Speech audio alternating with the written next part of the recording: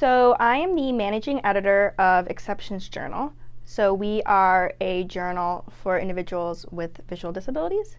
So what we do is we have an online, print, and audiobook journal, which contains creative work from those with visual disabilities. The group started summer, fall 2013, so 2 years ago. And it started, my coworker and friend, Craig Pearson, actually founded this journal and started it. He is a neuroscience researcher, and he does research with a specific sort of disease where people go blind. So he was really interested in sight. And he's also a creative writer. So I think he was concerned that a lot of his work was about curing blindness, or concerned with like the scientific kind of aspect of blindness, and not with what are the unique perspectives that people who are blind or who are not fully sighted, what kind of different perspectives that they can bring. My attitude toward disability as a whole has definitely changed, and I think in a positive way,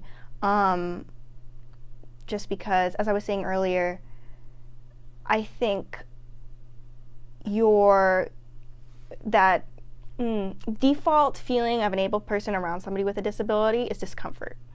And I think that as a feeling is kind of, it's like a block. It's like a roadblock between connecting like as you would with any other person.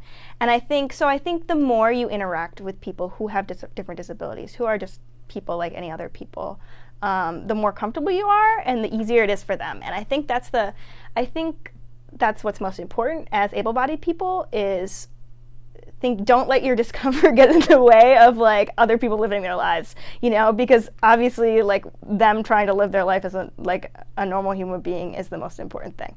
So and I think just being aware, like I was saying before, like I was just like, it never thought to me how many places on this campus or in the world are inaccessible for even just think a wheelchair. As we're doing this event, like that's one of the most important things is we want to make sure this is fully accessible, because that's like the purpose of the entire event. And so we're doing it in a theater that's kind of difficult. It's in the basement. So thinking about those kind of things for people who are in a wheelchair, who need wheelchair access, and to think of how their disability affects where they can apply for a job, you know, like where they can, you know, go to different events and that kind of thing.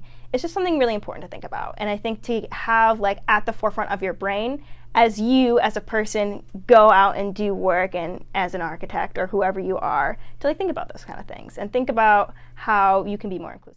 These events are usually, they're awareness raising, but also, I guess in a way, kind of provide an event that is accessible, if that makes sense. It's specifically for that purpose.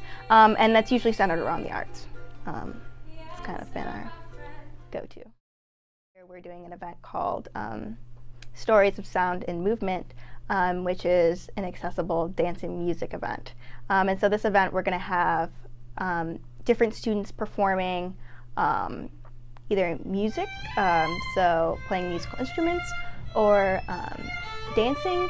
But no matter what the performance is, it's going to have some sort of sound or percussive element. It's kind of part of the accessibility part of it. And then as well, the musicians and the dancers before and after the show, anybody who comes will be able to interact with them.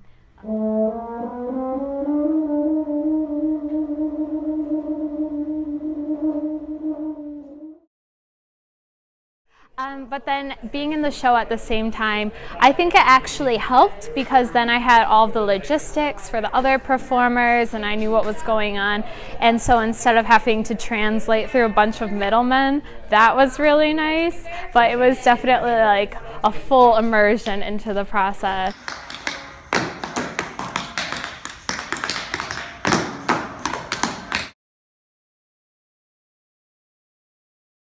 I still want my lines to look good. I want to make sure my foot is pointed and my knee is straight and all of these traditional things.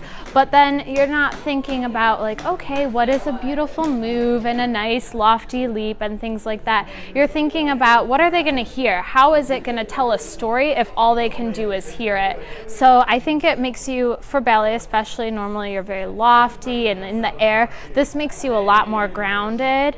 So you really pay attention to all of your other senses, and so instead I think of just using more of the lower half of your body, you're accessing your whole body instead of just your legs or your feet like a lot of styles would traditionally, and the arms would just follow.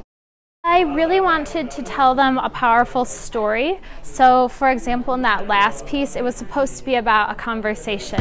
There was definitely a kind of shy beginning to it and then a huge culmination, almost as if there was some sort of a fight and then some sort of a resolution at the end. And okay, we're just gonna part our ways and everyone is happy. So yeah, it was definitely about developing a story that someone could hear all of these different things, just as if they would hear a spoken word conversation and understand what's going on.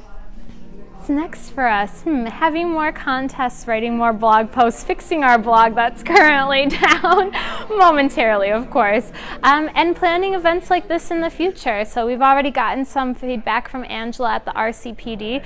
This is not, just like Accessible Art was not a one-time thing, this event is not a one-time thing, and we want to continue with community outreach and producing another journal in the future, our second volume, and making the arts inclusive for everyone.